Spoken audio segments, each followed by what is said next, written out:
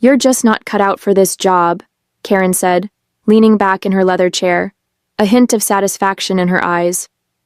"The West Ridge Hotel project needs someone with stronger leadership skills." I maintained my composure, despite the familiar sting of her words. Through the glass walls of her office, I could see our colleagues glancing curiously in our direction. "The same West Ridge Hotel project where my redesign saved us $300,000? I asked quietly. Karen waved her hand dismissively. "My redesign. I presented it to the board. After I created it." "That's your job, Sophia, to support me." She sighed theatrically. "Look, this isn't working anymore. I need someone who understands their place in the hierarchy." I nodded slowly, a strange calm washing over me. "I understand perfectly. I'll leave on Friday, but Monday will be interesting." Karen rolled her eyes.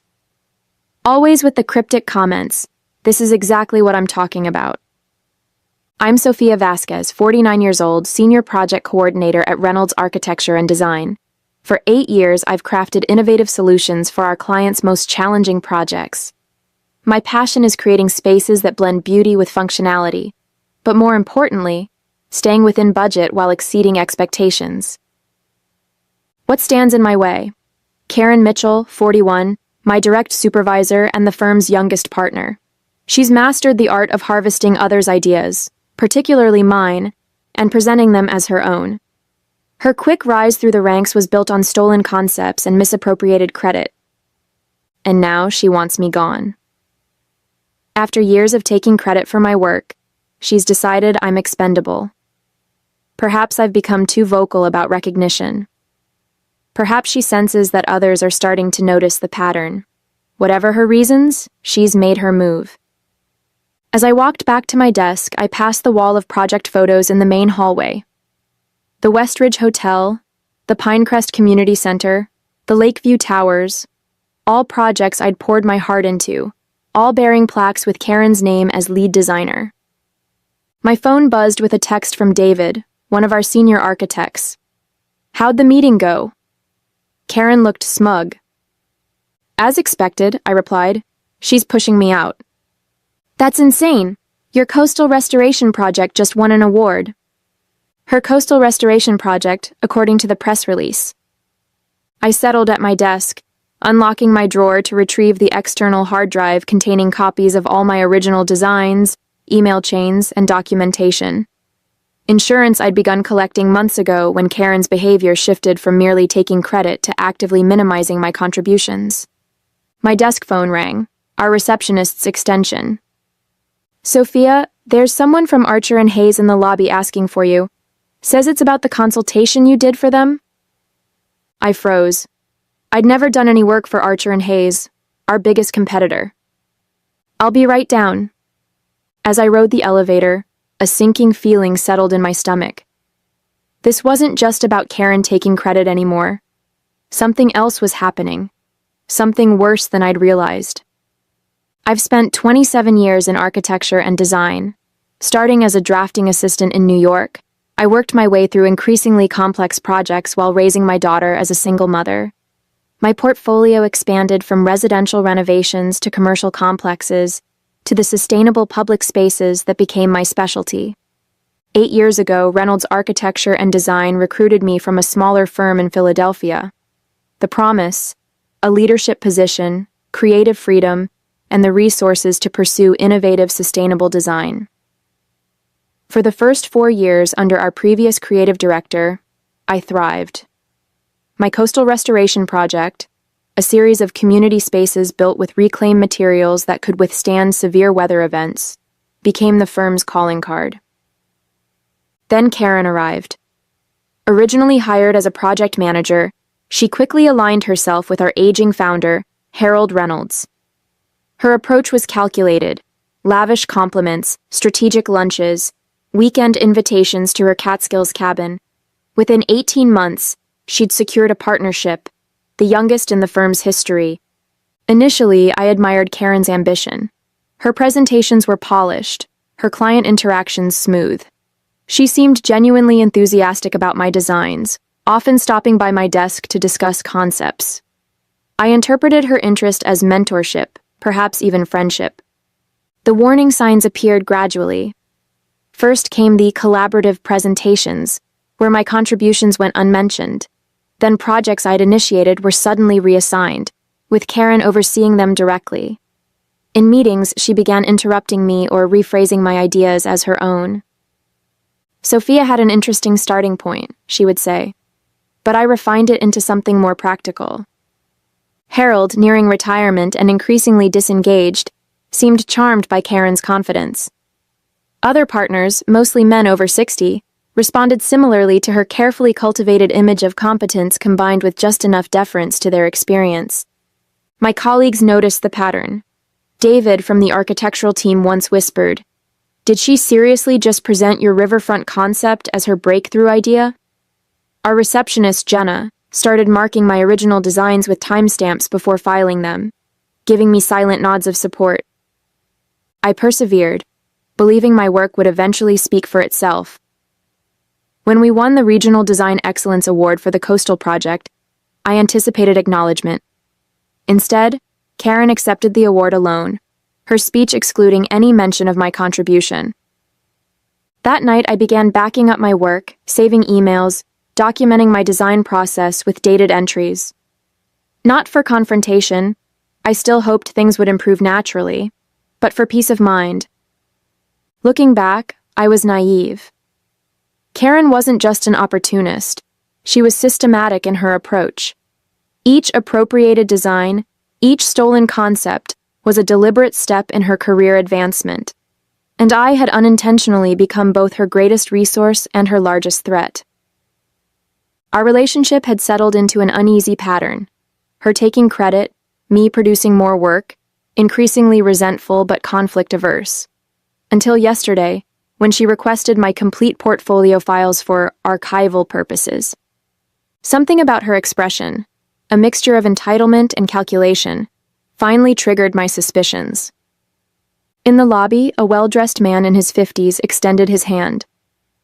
"Ms. Vasquez, James Donovan from Archer and Hayes. Thank you for meeting with me." "There must be some misunderstanding," I said carefully. "I've never consulted for your firm." His brow furrowed. "That's strange. We have preliminary designs for our Portland waterfront project that were attributed to you. Karen Mitchell shared them last month, said you'd provided consultation." My stomach dropped. The Portland waterfront, a $50 million revitalization project that would transform the city's harbor district. I'd sketched concepts for it after hours, purely as a creative exercise, never intending to share them officially. "May I see these designs?" I asked, fighting to keep my voice steady. He pulled out his tablet, displaying familiar renderings, my renderings, but with subtle modifications. The core concept was unmistakably mine. Elevated green spaces connecting historical buildings with flexible areas that could be reconfigured during flood seasons. "These were presented as collaborative work between your firm and ours," James explained. "We were quite impressed. In fact, we've incorporated several elements into our final proposal." The room seemed to tilt slightly. Karen hadn't just taken credit for my work within our firm. She'd been selling my concepts to our competitors. "Who else has seen these designs?" I asked. "Our entire executive team, and we've already presented to the Portland Development Commission. They were quite excited." He paused, studying my expression. "Is there a problem?" "I need to check something with my office. Would you excuse me for a moment?" In the restroom, I leaned against the wall, processing this revelation. Karen had taken my personal sketches, likely from my computer when I stepped away, and positioned them as collaborative work with a competing firm. The ethical violation was staggering. More disturbing was the realization that this explained her sudden push to terminate me. If these designs were moving forward with Portland officials, she needed me gone before I discovered the theft. My phone buzzed with a meeting notification. "All staff, special announcement, 3 p.m. today." When I returned to my desk, activity around the office had intensified. People were talking in hushed groups, giving me concerned glances. David stopped by, lowering his voice. Harold is flying in for the meeting. Something about a transformative partnership. With Archer and Hayes, I guessed. His eyes widened. How did you know? James Donovan is downstairs with my designs for the Portland waterfront. Your designs? David looked confused. Karen's been working on Portland for months. It's what's getting her promoted to creative director. The final piece clicked into place. Karen wasn't just pushing me out. She was stepping into a role created specifically for her visionary work on Portland, work she had stolen from me. I opened my email to find a message from HR detailing my transition package. They weren't even waiting until Friday. Karen had accelerated my departure to today. My hand hovered over the external hard drive in my drawer. It contained everything. Original files with metadata proving my authorship, emails, documentation of my design process. Enough evidence to expose Karen's systematic theft. But would anyone believe me? Karen had spent years cultivating relationships with leadership while systematically isolating me. It would be her word against mine, and she'd already positioned me as underperforming and resentful. I closed the drawer without taking the drive. I needed time to think, to plan my next steps carefully. This wasn't just about credit anymore. It was about professional ethics, potentially legal issues, and my entire career. The conference room filled quickly for the 3 p.m. meeting. I chose a seat near the back, ignoring the whispers and glances. Karen stood at the front beside Harold Reynolds, looking triumphant in a tailored navy suit, the one she reserved for important presentations. Harold cleared his throat. Today marks an exciting new chapter for Reynolds Architecture and Design. We're announcing a strategic partnership with Archer and Hayes for the Portland waterfront revitalization. On the screen behind him appeared my designs, the ones James Donovan had shown me earlier, now branded with both companies' logos. This collaboration, spearheaded by Karen Mitchell, represents the innovative thinking that drives our firm forward, Harold continued. Karen's vision for Portland has already impressed city officials and secured preliminary approval. Karen stepped forward, beaming. Thank you, Harold. This project exemplifies our commitment to sustainable urban renewal. She clicked through my sketches, explaining concepts I'd developed over countless late nights, as if they were her own inspiration. Each slide twisted the knife deeper. To lead this exciting new direction, Harold announced, I'm pleased to name Karen our new creative director, effective immediately. Applause filled the room. Karen accepted the promotion with practiced humility, thanking Harold for his mentorship. Her gaze briefly met mine, a flicker of warning in her eyes. When the presentation ended, I approached Harold. Could I speak with you privately about the Portland project? Of course, Sophia. Let's use my office. Hope sparked. Harold had always been fair, if somewhat detached. Perhaps he'd listen, especially with proof of Karen's misconduct. Karen intercepted us in the hallway. Harold, we should discuss the transition plan for my role. And didn't you have that call with the board at 3:30? Right, yes. He checked his watch. Sophia, can this wait until tomorrow? It's regarding the origin of the Portland designs, I said firmly. Karen's smile tightened. Actually, Harold, that reminds me. There are some concerns about Sophia's performance I've been meaning to discuss. Oh, Harold looked between us. Resource allocation, deadline issues, and some confusion about project ownership. Her implication was clear. She was framing me as the one with ethical problems. Let's address this now, Harold decided, gesturing us both into his office. For 20 minutes, I listened as Karen systematically undermined me. She presented doctored timelines suggesting I'd claimed credit for collaborative work. She referenced performance issues that had never appeared in my reviews. Worst of all, she implied I'd accessed her computer and copied her Portland concepts. That's completely untrue, I finally interrupted. I have proof that... Sophia, Harold sighed. This isn't productive.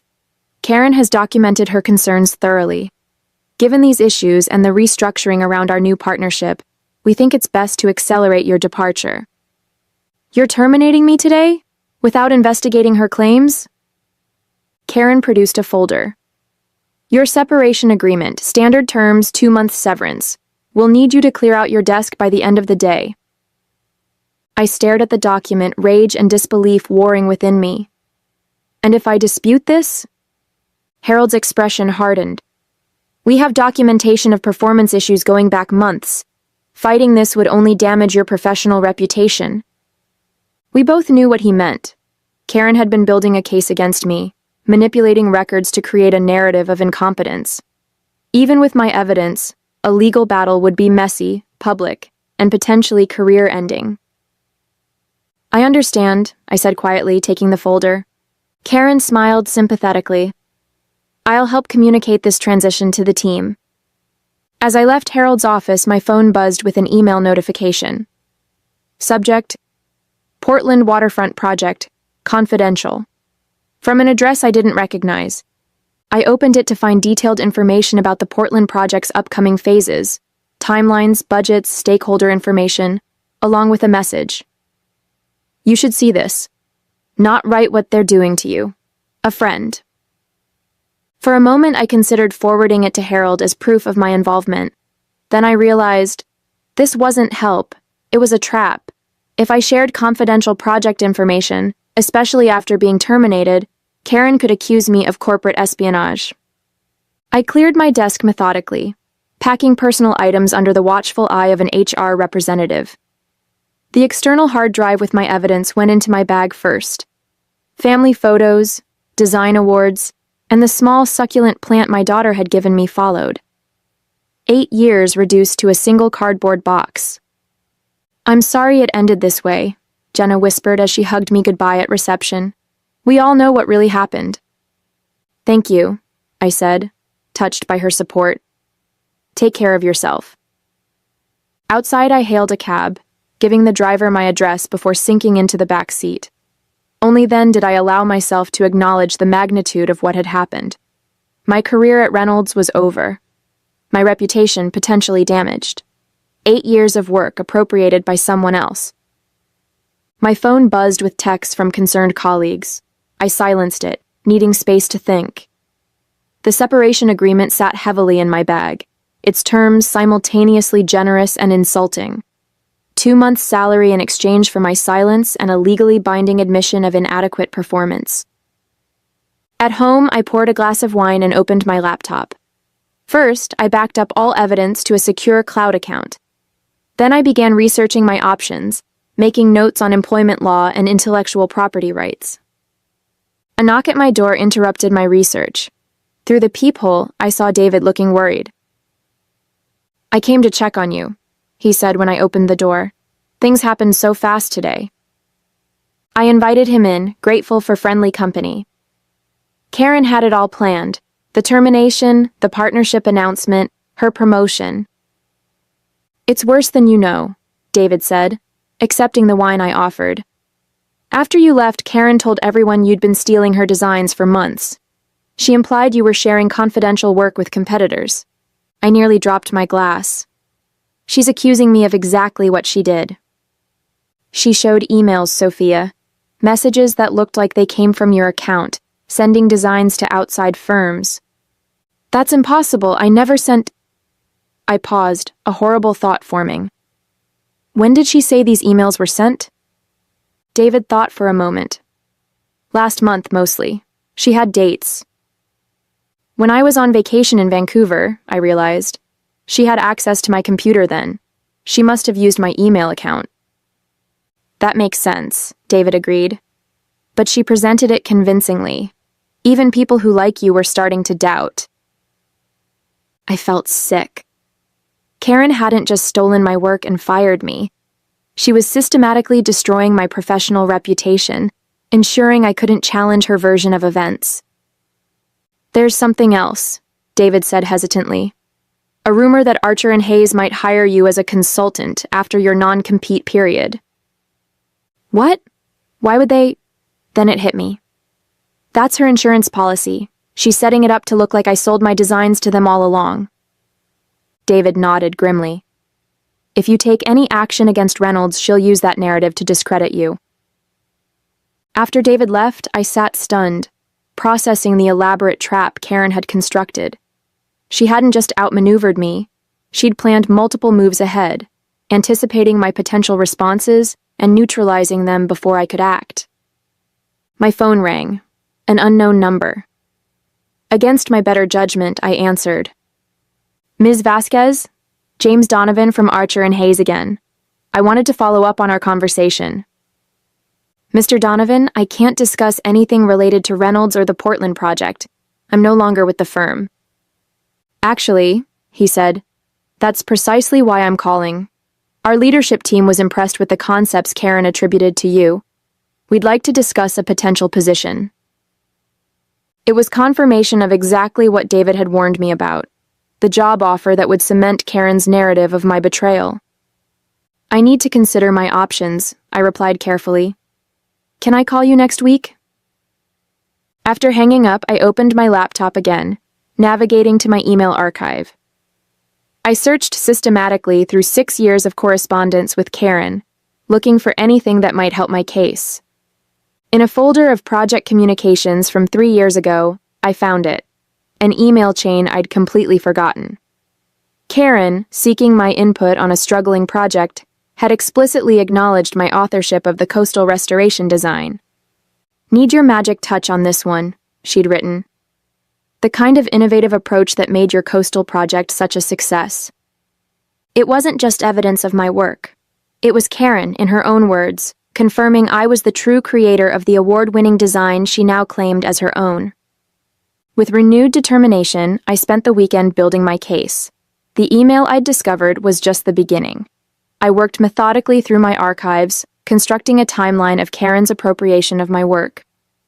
By Sunday night, I had compiled a detailed dossier, original design files with metadata proving my authorship, email chains showing the evolution of concepts Karen later claimed, performance reviews contradicting her claims of my inadequacy, and testimonials from former clients who had worked directly with me. Monday morning, I prepared to take action. My plan was straightforward. Submit a formal complaint to Reynolds' board of directors, complete with my evidence, then consult with an attorney about potential legal claims. As I reviewed my documents one final time, an email notification appeared, from Harold Reynolds. Sophia, concerning developments have emerged regarding the Portland project. Need to speak with you immediately. Available to meet this morning. Hope flared briefly. Perhaps Harold had discovered Karen's deception on his own. I responded, agreeing to meet at a coffee shop near the office at 10 a.m. Harold looked haggard when he arrived, the confident firm leader replaced by an anxious older man. Thank you for meeting, he began. I'll be direct. After our announcement, Portland officials requested additional background on the design concepts. They were impressed with the innovation and wanted to feature the designer's process in their public relations materials. I waited, sensing what was coming. Karen couldn't answer their technical questions, he continued. When pressed, she became evasive. One official recognized elements similar to your work on the coastal restoration project and asked specifically about your involvement. And what did Karen say? I asked. Harold grimaced. She claimed you had been her mentor, guiding her understanding of sustainable design principles. Despite everything, I laughed. Her mentor? She's been taking credit for my work for years. I'm beginning to see that, Harold admitted. Portland has paused the project pending clarification of the design authorship. Our partnership with Archer and Hayes is in jeopardy. Why tell me this? I've been terminated, remember? Because Karen insists you have the original files that could resolve this issue. She's claiming you took them when you left. The audacity was breathtaking. Even now, Karen was manipulating the situation, trying to force me to hand over my evidence. I have the original files, I confirmed, along with proof that they're my work, not Karen's. Harold leaned forward. Sophia, the firm's reputation is at stake. We need to resolve this quickly and quietly. Reinstate me, I said. Full position, clear my record, and remove Karen from any project involving my designs. That's not possible. Karen is already announced as creative director. Then I'll take my evidence to Portland officials directly, and to the architectural press. Harold paled. You'd damage the entire firm to get back at Karen? I'd ensure proper credit for my work, I corrected. The damage to Reynolds would be collateral to Karen's actions, not mine. As we reached this impasse, my phone buzzed with a news alert. Archer and Hayes announces withdrawal from Portland Waterfront Partnership. I showed Harold the headline. His face fell. It's already unraveling, I said gently. You have one chance to control the narrative before this becomes a public scandal. Harold stared at his coffee, clearly calculating options. What exactly do you want, Sophia? A public acknowledgement of my work. Karen removed from any project involving my designs, and I want to present my Portland concepts to the city officials personally. And the termination? I haven't decided yet, but I won't sign the separation agreement. Harold nodded slowly. I'll need to consult with the board, but the Portland situation requires immediate attention. As he left, I received another email from James Donovan at Archer and Hayes. Portland officials requesting clarification on design authorship. Would value your direct input on concepts Karen Mitchell presented. A separate email arrived from a Portland city planner, reaching out directly regarding waterfront revitalization concepts, questions about sustainable elements in the design. While Harold deliberated with his board, the situation was evolving beyond his, or Karen's, control. The very clients Karen had impressed with my work were now reaching out to me directly. For the first time since my termination, I smiled. Karen had built her career by taking credit for others' work. Now, her inability to explain the very design she'd claimed would expose her fraud to everyone who mattered. Tuesday morning arrived with a sense of inevitability. Following several conversations with Portland officials and Archer and Hayes executives, I had agreed to a joint meeting at Reynolds' office to clarify the design authorship issue. I dressed carefully, choosing a professional outfit that projected confidence without ostentation. The external hard drive with my evidence went into my bag, along with printed copies of key documents. This time, I was fully prepared. The conference room fell silent when I entered. Harold sat at the head of the table, flanked by two board members. Representatives from Portland and Archer and Hayes filled one side. Karen sat alone on the other, her usual poise replaced by tense vigilance. Thank you all for coming, Harold began. We're here to address questions regarding the Portland waterfront project designs. Karen immediately took control. I'd like to start by expressing my disappointment that confusion has arisen about my work. While Sophia contributed some initial feedback, the concepts were entirely...